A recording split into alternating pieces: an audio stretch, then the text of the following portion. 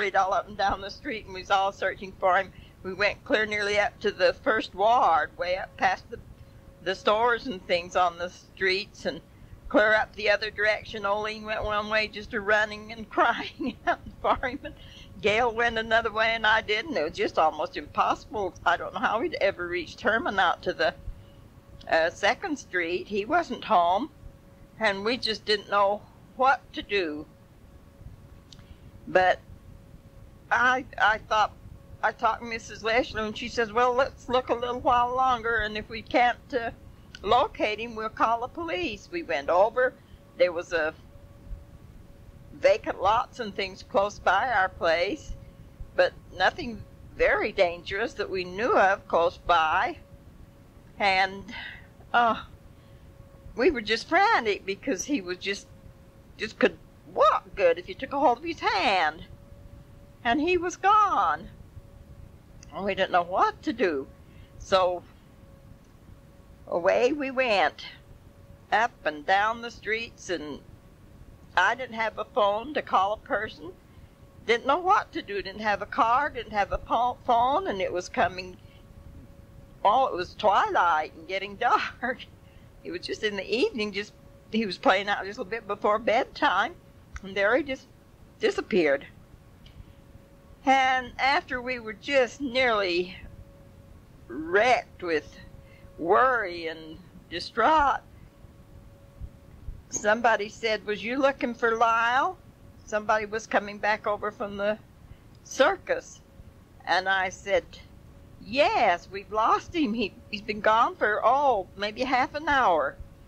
And they said, well, there's a little girl come over there with a little child, hold of his hand and brought him through the circus gates into the circus.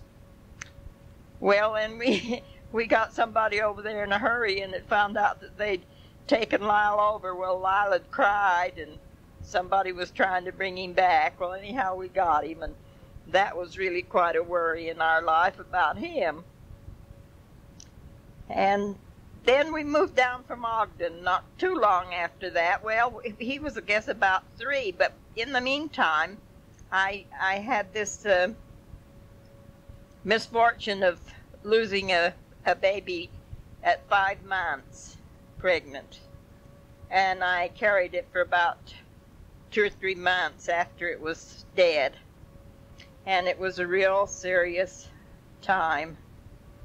And I had to leave Lyle. It was while Irma was living at our place, and I had to leave Lyle with Irma and the kids. She watched him while I was in the hospital, and Herman was working long hours.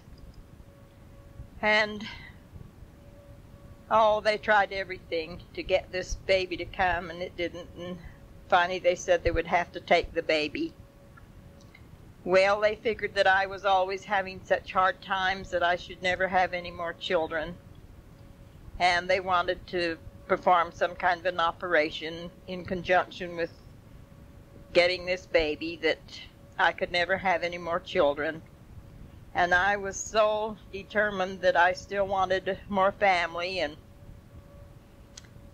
although I knew this baby was dead, and I knew it was serious. The doctor told me it was he says it's mighty damn serious, whichever way we take it, whether we bring it natural, whether we operate. And so I remember telling Herman that he and the doctor better not do anything to me that I couldn't have any more children. And I was going off under the ether. I remember telling the doctor, if you do one thing to me that I can never have any more family, I'll sue you and I'll sue my husband too. And I guess they didn't. But they finally got this baby, and it was a terrible ordeal. But the baby had just kind of sealed up in a bag by itself, or I would have had a lot more infection and poison go through my body, and they marveled that I was still alive. And it was a blessing, because I had prayed so much that I could stay with my children and raise them. And I had quite a hard time getting over that. And I remember as I got over this, it was just a few days, Herman brought me home from the hospital. I had to stay in the hospital about 10, 12 days or something. As I got over that, was getting over that and enough to come out of the hospital, Herman wanted to come down on the deer hunt, so he left us alone while he came down on the deer hunt. But Irma was there in town, and she came. I think she and Reba was living together, but she came and stayed a while, but she was anxious to get back home. And I remember that it was during this time that I had no help at all, and so I had to depend on Olene to get the groceries for the family. Herman left me a $20 bill for us to live on while he was gone, and so I tied this bill. I didn't have it changed. I tied this bill in Olene's handkerchief and gave it to her and told her not to take it out of her pocket or anything till she got up to the grocery store, and then to give it to the clerk and the note with the things that we had to have. And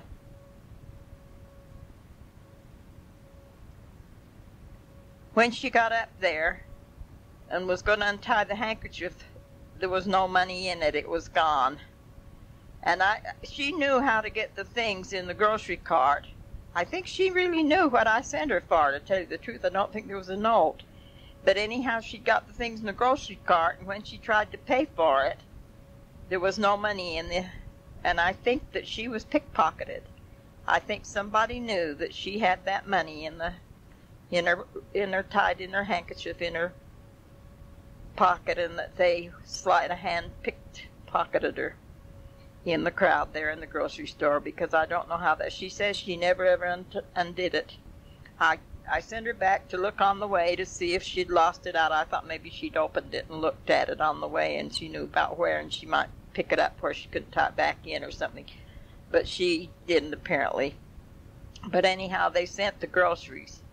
And then and he told her that, I don't know how it came out, but anyhow, we finally got by with what we had to get, and the clerk knew us and was good enough to let us have the things when he found out there wasn't any money. And it was a few days before I could get the money back up to him. And so we don't know what happened with her there, but she felt really bad about that. One time when she's riding a bike, she's trying to learn to ride, and she got out of control and ran right into a big cement abutment like over by Eschler's, and it really hurt her, and I think that bothered her eyes and her teeth. She had quite a bang in her face, and it was quite a hard thing. She was about 7 or 8 then, maybe going on 9, because she was 9 when we came down here. Well, Garry did start to school up there just for a few days in preschool or kindergarten in the summer, and then we came down the first part of July. We got here just about the 4th of July time, and we brought a bunch of strawberries with us, and so I didn't go to the to the celebration. We had to do strawberries to Mother's, and I was busy there. I had Lyle there with me, and the other kids I cleaned up and sent them to the celebration, and they went and ran their races, I think. But Olene wanted to make friends. And when she got lined up over there a little bit with the kids in the crowd, why, some of them would say to her, "How old are you?" And she said she was 9. And the kids said, "Oh, you can't play with us because we're 10. And that kind of shook her up. And some of the other little girls said, "You can't play with us because we're 7. And there wasn't any girls in this town that was 9 right then. So she came home quite feeling bad. You know, on the street up there, all the big kids and all the little kids, like I told you, played together. She said, "Nobody wants me down here. I can't play." I said, "Didn't you meet the little jolly kids? There was Alice and Afton and those kids." And she said, "Well, Afton said that I can't play with her because she's just 7. And Alice said that I can't play with her because she's already 9. And so she was heartbroken. So that was her initiation into Tropic, and she hated it. For a long time down here, she didn't like it, and she started to suck her thumb again. That was her only comfort, was being so lonesome to go back up there where she was accepted and all. At night, she'd go to bed and suck her thumb, she said, just to go to sleep and feel good about things down here. So that was kind of sad in her life. Gail had the boy cousins to play with, and boys aren't that catty. They'll accept you even if you're a little older or a little younger and take you in. They have a little better way of mixing together than girls, I guess. They don't seem to get jealous of each other, but so he had Arden and Kenny and some of the kids that was cousins besides the friends that he met. That was just his relation, and Garry too. Garry had the little first grader kids or the little kindergarten kids. And Lyle, he was about between 3 and 4. And when he went to Sunday school, he come home telling me that, or was that Gail? Maybe it was Lyle. Yes, it was Lyle. Come and said, "Oh, Mama, you just should see little Maxie Stewart. He's got the fluffiest little cheeks. He's just fat, little puffy face." He said, "You just should see little Maxie Stewart. He's got the fluffiest cheeks." And Gail went to Sunday school. He said, "We have to come 3 times before we can have her name on the roll." And I said, "Who told you that?" He said, "Oh, that lady." And I said, "Who was she?" Well, she was the secretary of the Sunday school, and she was Lizzie Frost. And she was kind of a shorter lady, and she was built real squabby across the back, and she wore quite short dresses, too. And I said, "Who was she?" And she said, "Well, she's kind of older." I said, "Was it an older lady?" And he said, "Yes." And I said, "Well, I was going to just see her in the meantime." He felt bad because his name couldn't be on the roll. And I was going to tell her that we was here permanently, sort of put him on, you know. He just, usually they said you had to come 3 times to make sure that you was going to be there. And I said, I kind of questioned him. I said, "Well, who was she?" And he said, "Well, Mama," and he put his hands up across his shoulders and chest. He says, "She's that lady that looks pretty good up here." And then he put his hands back across his little backside and hips, and he said, "But she don't look very good back here." Well, I knew immediately who it was. I said, "Was her name Lizzie Frost?" And he said, "That's who it was." But he couldn't get his name on right then. He had to go 3 times, and he felt kind of like an outsider. But they had the whole big orchard here to play in, and they had lots of fun in it. And their dad made them a swing from the apple tree boughs, and they had a real good summer. They had a lot of fun and got adjusted and went to school. I think Lyle had a little harder time. He's a little younger, and he came up to Grandma right after we got here, and her hair was pretty white, and he climbed up on the back of her chair, her rocking chair, and he said, "Grandma, are you old?" And Grandma looked up at him, and she says, "Too damned old." That's the way she did. I kind of embarrassed me for him to say, "Grandma, are you old?"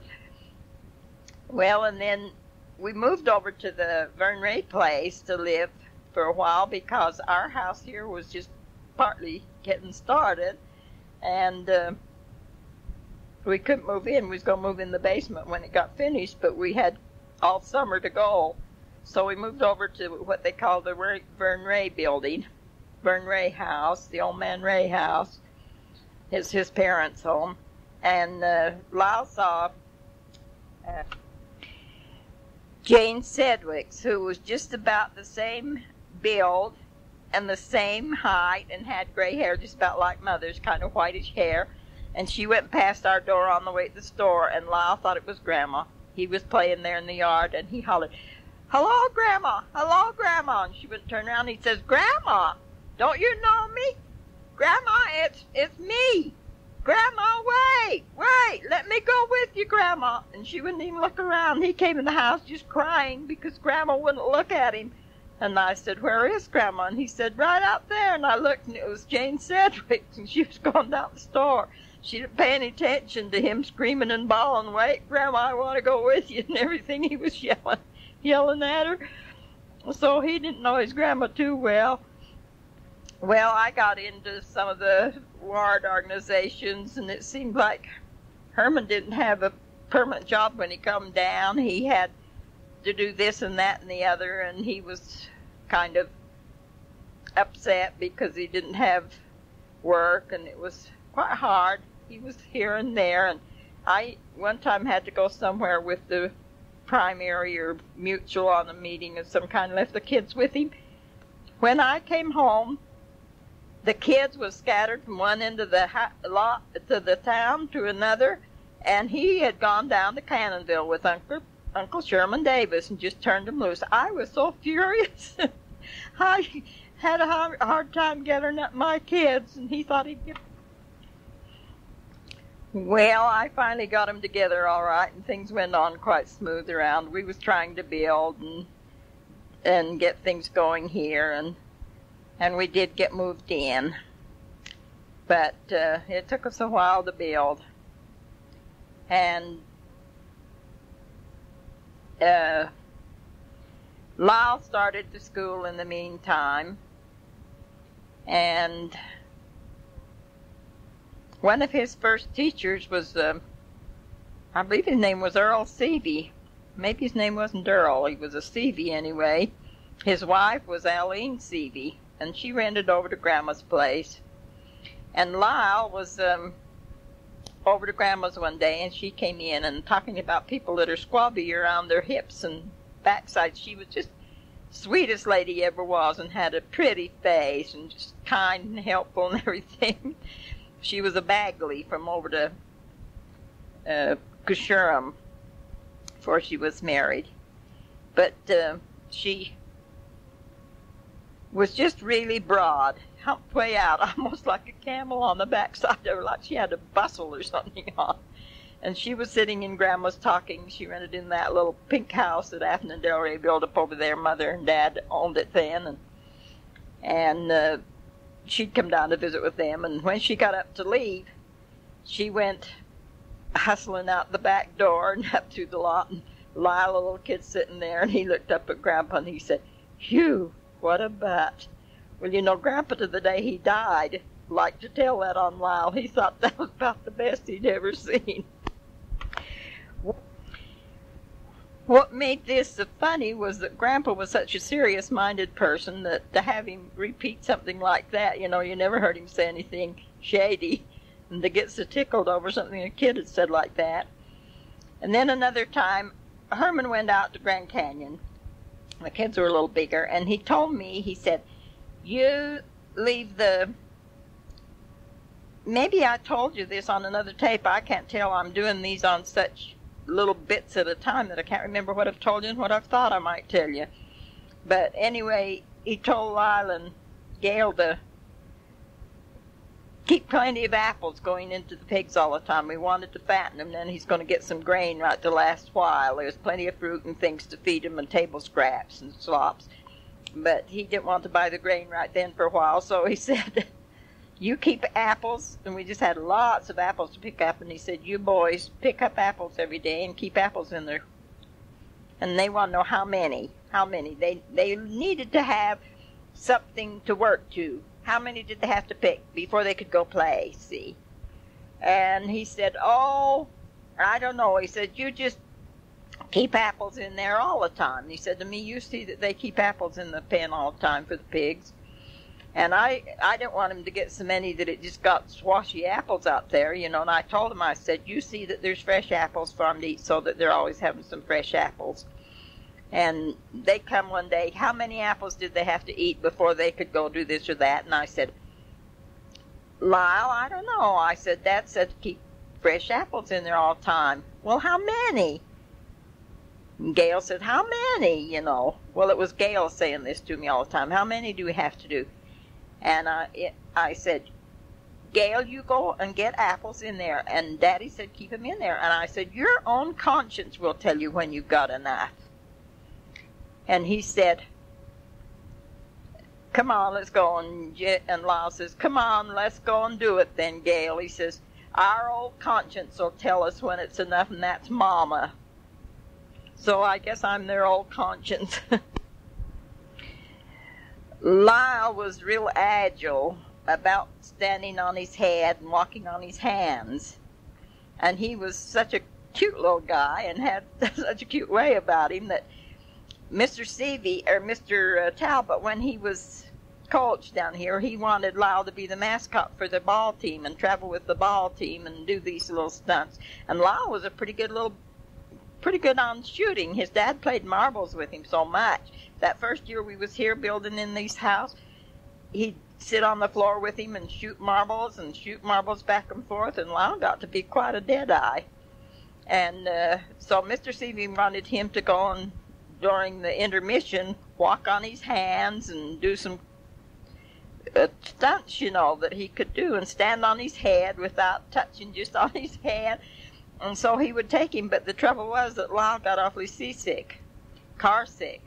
So he went down there, and I'd fed him real good. They was going down to Circleville or someplace, and I'd give him his supper before they left, told him to come right home from school, and I'd give him his lunch, and I'd fed him pretty hearty, and I guess it was a little too much food, and going down there on the rougher roads that they used to have, it wasn't quite as good a roads as we have now. They jounced him pretty much, and he got just terribly sick, and I guess he just turned loose all over the car. It must have been quite a mess. We had quite a hard time ever convincing him that he ought to be the mascot anymore. But he did it, and then people, the high school kids, as they'd come by, they'd see him. Anytime they'd see him, they'd say, "Lyle, stand on your head and I'll give you a dime," or "Stand on your head and I'll give you a nickel. Stand on your head and I'll give you some pennies." And he'd just stand on his head right out on the hard cement, and sometimes they'd just run off and laugh, and sometimes they'd just throw him some pennies or something, but he did that a lot until he finally got so he just hated to see him even come, because they's always begging him to stand on his head. The same thing happened with Cray when he's little. They always wanted him to sing a song for him. "Cray, sing me a song and I'll give you some money." And he just was always trying to avoid him, because they's always saying, "Sing me a song." Everybody come to him and say, "Sing me a song," because he could sing so cute. But Cray's not been born yet on this day, so I better not get into that. Next comes my precious son Cray, our first child after the end of the World War II, and we had moved back to Tropic to live. We purchased a lot and was building this home on it at 380 West Center Street. We were living in the basement as we finished it first, working on completing the top ground floor. Herman had employment in Salt Lake City the winter I was expecting you, Cray. So that left me alone with all the responsibilities here at home, including the family, the animals, the fires, the children, and school, and everything. Even though it was a hard winter for me, I was excited and happy to know we were to get a new little one in the fall. I had wondered if we would surely be able to have any more children after the terrible ordeal I suffered in Ogden. The baby I was expecting while there died at about 4 months into the pregnancy, and I carried it that way for about 2.5 months. It was during the war, and the doctors were scarce, so our appointments were very far apart. So when I could get to see my former doctor, I sort of worried him about the baby, asked him if he thought it would be all right. And he said, "Oh, I think so, time will tell."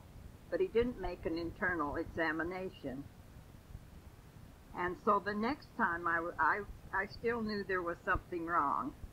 So the next time I was able to see him, he said, well, he'd make an internal and see. And the minute he did, he said, "Oh, Mrs. Pollock, your baby is dead and has been for some time." And he had us begin right then doing things to induce labor, like shocks, etc. He even had me go on a real rough car ride over real rough roads, but nothing worked. He had Herman and me come into his office, and he said they would have to take the baby, saying that he could try to bring it normally or operate and remove the baby, and at that time tie the tubes. He said, you have 4 lovely children, and that's a real good family. And he said, after the difficult births you have, you should never try to have any more.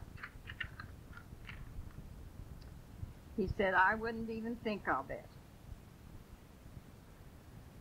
But he said, you have the option to choose which way you want. He said, I just want you to know that whichever way you choose, it's mighty damn serious. You might imagine, or maybe you can't imagine, the agony or thoughts and all that went through my mind at the time and the worry that I went through. I was to come in the next afternoon to be prepared for surgery the next morning. And in the meantime, after praying and thinking things seriously over, it wasn't hard for me, and I guess Herman too, but I think I mostly made the decision, as Herman left it up to me. I decided that we should have the baby brought the natural way that they bring normal babies, as I felt that there might still be some more little spirits up there in heaven who had wanted us for their parents. And just as I was going off under the ether and hadn't still lost complete consciousness, I can just remember drowsily saying, Doctor, if you do one thing to me that I can't have any more children, I'll sue you and I'll sue my husband too. Well, it was a very bad time, and only because of the Lord's blessings I was spared. So you see why I was so happy to know that you were coming to be a part of our family, Cray. I guess I had really half hope for a girl, knowing how delighted Olene would be after having 3 little younger brothers, and having longed so for a little sister. But always in my secret prayers, I asked Heavenly Father to please send us down a special little spirit. And it made no difference whether you were a boy or girl, if He would only let you be born alive and healthy, and let me live to raise you all. I guess you were quite anxious to come down and be a part of our family too, Cray, because you arrived about 3 or 4 days before we were expecting you. In fact, I guess it was because I took a slight fall in the ditch in the orchard the evening before you were born. I think we were expecting you on the 24th or something like that. You came on the 16th. So you did come a little early. Dr. Duggins was my attending physician, and needless to say, it was a long, hard, exhausting delivery for you and for Dr. Duggins and for me. You were a fairly good-sized baby, between 7.5 and 8 pounds, and the doctor worked for hours trying to get you born. He had to use the instruments. After having tried to turn you and bring you, he fairly had to work you physically into the birth channel, the birth canal, and then he had to resort to instruments. And they would just slip off, and he'd have to clamp you again and again, and so your head and neck were pretty well scratched up with the scars from them, where they clawed into you. Well, you had a pretty hard ordeal getting here, Cray, and the doctor said you couldn't have held out much longer. And he had the nurse light him a cigarette. Every few minutes he'd take a puff off of it to have the sustaining help of nicotine to carry him through the trauma of trying to get you born. And when you did come, you didn't cry or breathe for at least 45 minutes. And the doctor worked with you, spanking you, massaging you, and giving you mouth-to-mouth resuscitation. And all that time, trying to get your lungs to start expanding and inhaling and exhaling oxygen.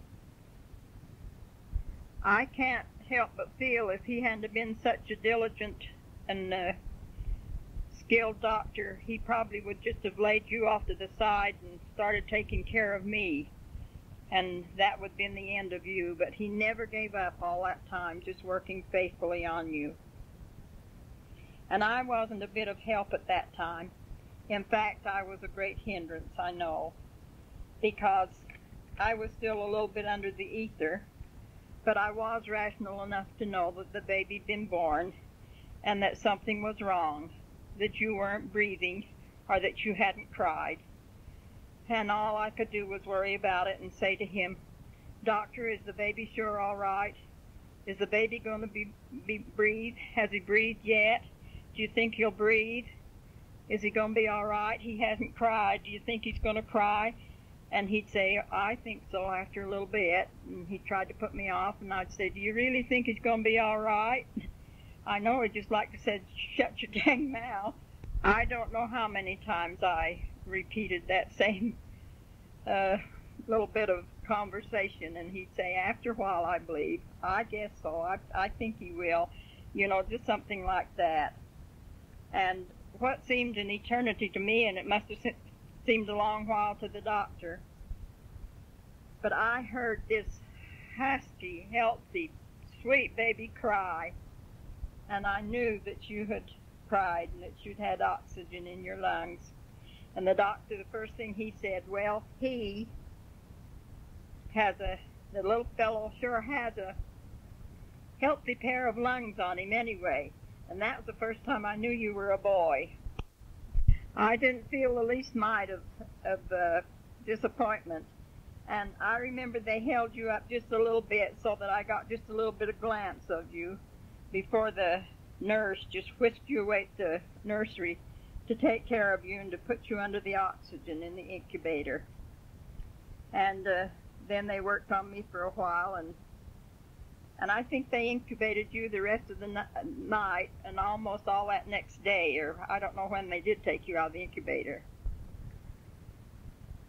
The doctor had wanted to keep you there for observation to make sure that you was perfectly all right after the hard birth you'd had. When it was all over and I was wheeled into my room, then Herman came to the bed and said goodbye, and he said, You get some rest now. You sleep and get some rest, and I'm going over home and get some rest, but I'll be back early in the morning. I don't think I got much rest, as I was still so concerned over my baby. Why was he in the incubator if he could breathe? And was he still breathing? And was he sure all right? Or had he been hurt during birth? All these and 100 more questions raced through my mind over and over again. And then, to make things all the worse, during the night, I had a real trauma. It was nerve-wracking. An experience I wouldn't want to have over again. I had just settled down a little, and the lights were all out. And it was way in the many hours of the night. I knew the nurse was in her office, that she was working on her charts and reports, and that periodically she went into the nursery and checked on the 2 or 3 babies who were there sleeping. And then all at once I heard a real commotion. People just hurrying by my door, and they were going back and forth, just pacing here and there, and up and down the hall right in front of my door. Then there was something like the rolling of something along the floor. I could tell it was something with wheels. And there were several other people that were just talking. They were talking in subdued and yet very urgent voices, and all I could think of was that something tragic had happened to my baby. Then I heard the doctor come on the scene, and I laid there just shaking, and my hands were just cold but wet, and I was suffering with no idea of what was happening. And I just feared the worst. Surely there was some grave problem with you, and possibly even as bad as death. Why were they keeping it from me? Why hadn't they come and told me something? I was so tempted to just jump right out of bed and race down to the hallway to the nursery and the incubator and see for myself. I'd fight to subdue my fears, and still I'd lay there shaking. Then all went ghostly quiet. I was so exhausted and so tired and so worried. And I'd wait until they came to talk to me. I don't know when I finally slept, but when I opened my eyes, the nurse was standing at my bedside in the pre-dawn, and she said to me, "Good morning. How are you this morning? Would you like to freshen up a little bit before you eat your breakfast?" And after a while, I finally got courage to ask her what the commotion was about in the middle of the night. She said kind of nonchalantly, "Oh, a little golden girl was admitted to the hospital just about morning with a ruptured appendix, and we had to hurry and get her operated on. She's real serious. It was a bad operation, but she's going to be all right." Well, it was serious, but she did recover. That next morning, Dr. Duggins made his rounds pretty early, and he was in our room checking on we two mothers when Herman came in. And after a little while, he asked Dr. Duggins if he thought the baby and I were doing well enough and if we were safe enough and out of danger, that it would be safe for him to go on the deer hunt. It was the opening day of the hunt, and Herman was over anxious to take to the hills with the fellows. I'll never forget it. Duggins looked at him squarely and said, "Why, what do you need to go deer hunting for? You got your little deer last night, a little one-pointer." Then he said, "Oh, I don't foresee any trouble, but just let someone know where you can be reached." At that, Herman laughed. "They didn't bring you to me until the next morning." It was quite disappointing having to wait, but it was worth it. When the nurse brought you, she held you up and said, "Well, I finally brought your little one to meet his mommy. Isn't he a special little guy?" She laid him beside me in the bed, and she said, "I'm going to let you see if he will take the breast, and as well as he takes the rubber nipple in the nursery. But if you have any trouble, just ring and I'll come and help you." With that, she left. "Oh, you look so wonderful to me, all bathed and oiled. Your hair all fluffed up, and you were in a baby hospital gown and the receiving blanket.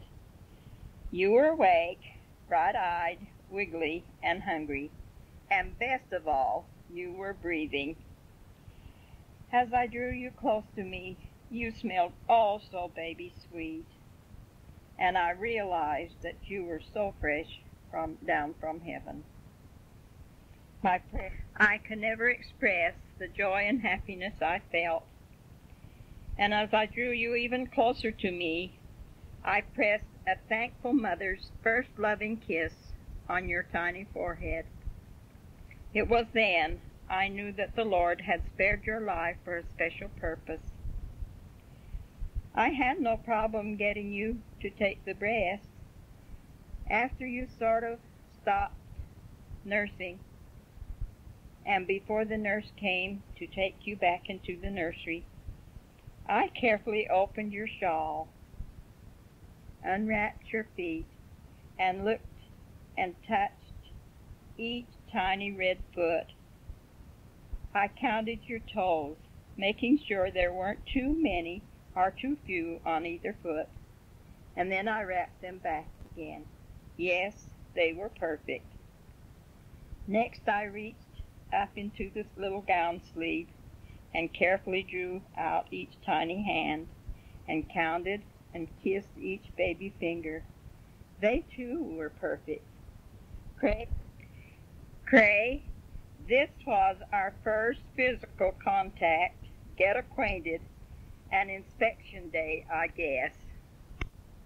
Your daddy and I had agreed that you were a pretty special son, and we were very thankful for you.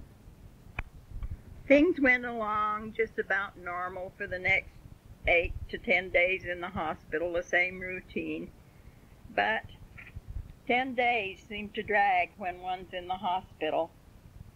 But there was 3 things that I looked forward to that made it bearable. One was the times that the nurse brought you to me to feed and nurse, and I'd enjoy having you there close by me and seeing you and watching you and inspecting you a little more and getting acquainted a little better and realizing that everything was going to be all right and that I could manage with you. I had that to look forward to. And then the next thing was the visits, the evening visiting hour, when after hunting and day's work, Herman would come over to visit for a while. Never stayed real long, but he would always give me a good report on what was happening with the family and what was going on at home and a few things in the town of interest, and then he would leave, and I always looked forward to that. I had a few visitors on and off. Some of the family came over and people that I knew, but I didn't have a lot of visitors, and I really didn't care because I really needed the rest. And the third thing I had to look forward to was being able to go home to the family as quickly as possible. So I was just happy when each day passed by. I really obeyed all of the rules in the hospital and was careful as I could be so that we wouldn't have to spend a bit more time there than we had to. And it was arranged for on the 10th day that Grandpa Pollock would stop and bring us home after his commissioners' meeting. Well, when we got here, he helped us into the living room of the basement where my bed and your bassinet were waiting. It was a while before school was out, and so the kids were all in school, and I was anxious for them to come and see you. And when they did, they were just delighted with you. They so happy to see their little baby brother with light brown hair and blue eyes. They wanted to see your hands. They wanted to see your feet. They just stood by the bassinet and looked at you in awe and wonderment. And they were so sad about the gouges that were on your neck and head. And, well, they did take quite a long while to heal, so they must have been quite deep. And then they took turns holding you. And Olene didn't seem the least bit disappointed. I guess she thought, what you see is what you get. And she never ever once said she wished you'd have been a girl. But later on, she did delight in dressing you up and curling your hair with rollers and letting you ride on your trike. She has a picture of you doing that. And she kind of liked to cuddle you around like you was a little girl, more or less. He was a real help to me in tending you. I couldn't have gone on with any of the things that I were doing, like release Sadie or anything, if it hadn't been her willingness, as you was, well, older baby, you know, but still needed careful watching. If it hadn't been for her willingness to take a shift for an hour or so tending you and watching, and I always trusted her because I knew she was real faithful. You seemed to enjoy her tending you about as much as she enjoyed tending you, and I don't know how I'd have got along without her. She was real good. And when there was work to do, she'd a lot rather sit and hold you than to do the work. So that's what I used to let her do, because I wanted her to enjoy you as much as she possibly could. In the evenings, sometimes you'd be a little colically, just about, probably tired, just about the time I'd put you to bed, but I'd always undress you and rub you off good with a little baby oil and change your clothes from inside out. And sometimes you'd be a little fretful and wouldn't settle down and cry a little bit. I don't know if it's colic or just what, but the kids would all stand around and worry. Why does he cry? Why does he cry? They didn't think you ought to cry one peep. They thought you just ought to sleep in that crib from morning till night, and that's the way the babies do. But I explained to them that you had to cry to develop your lungs, and it was helpful for you, and not for them to worry. But they still thought that maybe you shouldn't cry, that I shouldn't let you cry at all. But I'd understood that, that the baby needs to cry and expand, and when they cry, they wiggle their arms and their feet and everything, and that helps the circulation. They've laid in that crib for quite a long while, and they finally decided that it was all right. I took you back for your 6 weeks examination and was relieved and gratified to know that the doctor said you was doing real well, and he said you must be a pretty good Jersey. And I thought, I must be, if he said it. Well, we got along just fine until